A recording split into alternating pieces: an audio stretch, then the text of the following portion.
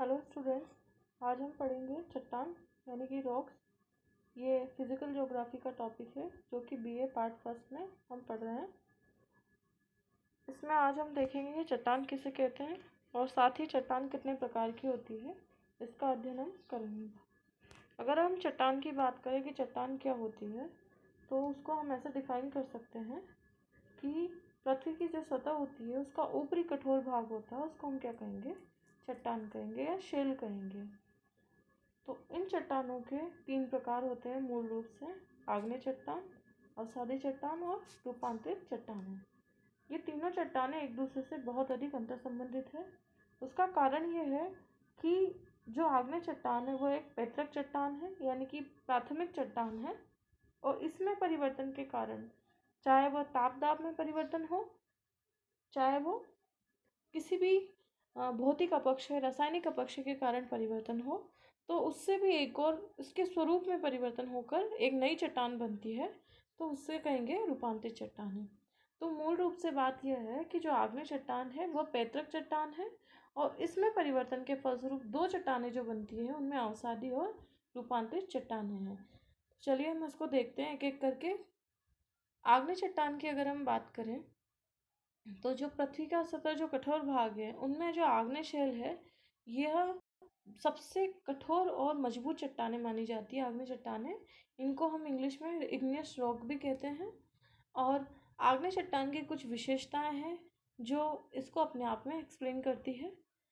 आग से बनी चट्टानें यानी ज्वालामुखी से निकले लावा या मैग्मा एवं धूल के कणों के ठंडा होने पर जो चट्टानें बनती है उसको हम आग्नेय चट्टानें कहते हैं। यानी कि इनके जो निर्माण का जो कारण है उसी में, उस कारण का जो है इसमें नाम में अर्थ छुपा हुआ है, आग्नेय चट्टानें। यानी जिनका निर्माण किससे हुआ हुआ, आग से जो बनी हुई है। यानी कि जो ज्वालामुखी विस्फोट होता है और पृथ्वी के आंतरिक गर्भ से जो तरल मैग्मा और लावा बाहर आता है और उसके जम जाने से जो चट्टानें बनती है उसको हम कहते हैं आग्नेय चट्टानें। इन्हें प्राथमिक या मातृक शेल भी कहा जाता है, क्योंकि जो बाकी की जो चट्टानों का निर्माण होता है वो भी आग्नेय चट्टानों में परिवर्तन के कारण ही होता है। इस चट्टान की एक विशेषता यह है कि इसमें जीवाश्म नहीं पाए जाते। यह इसकी बहुत ही महत्वपूर्ण विशेषता है।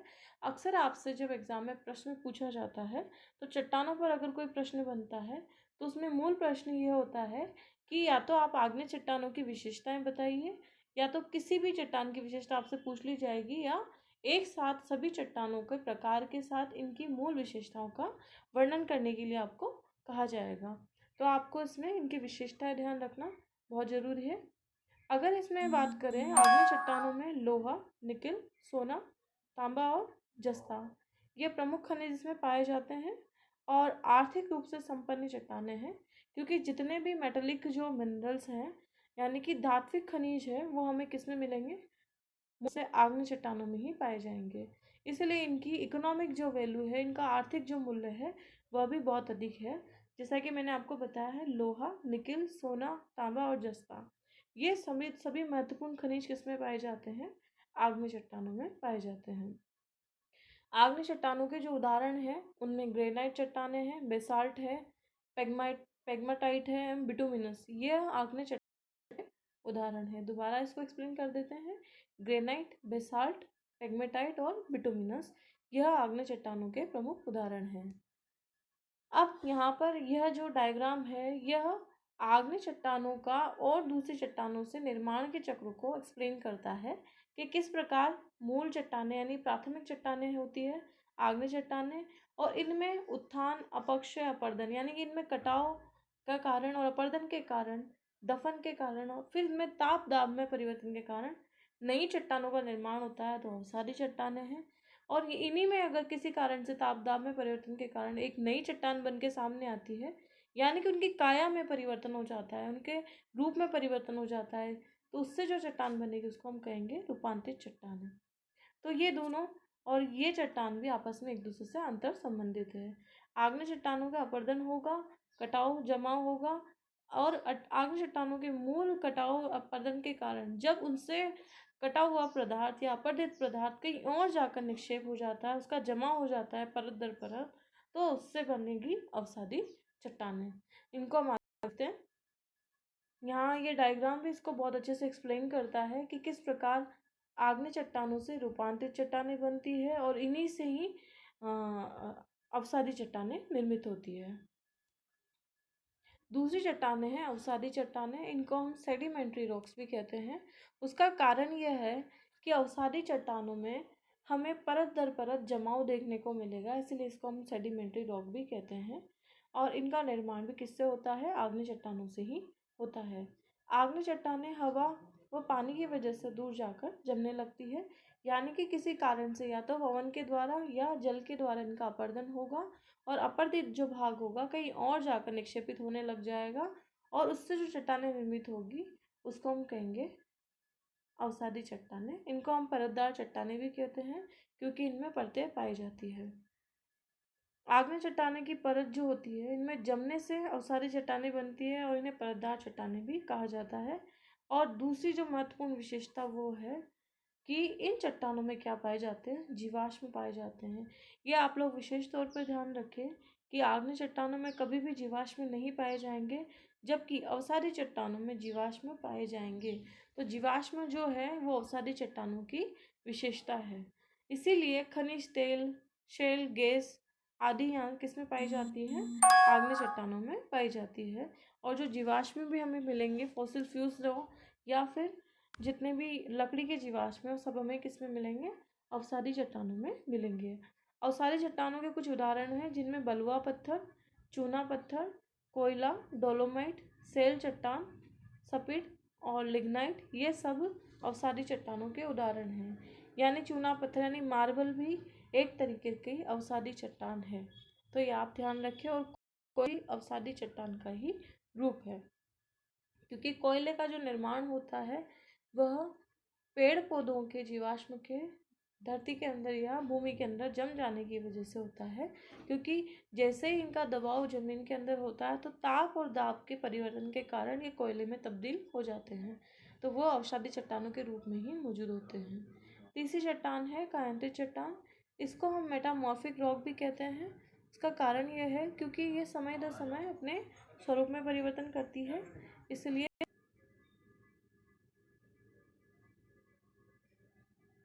मेटामॉर्फिक रॉक कायांतरित या रूपांतरित चट्टानें।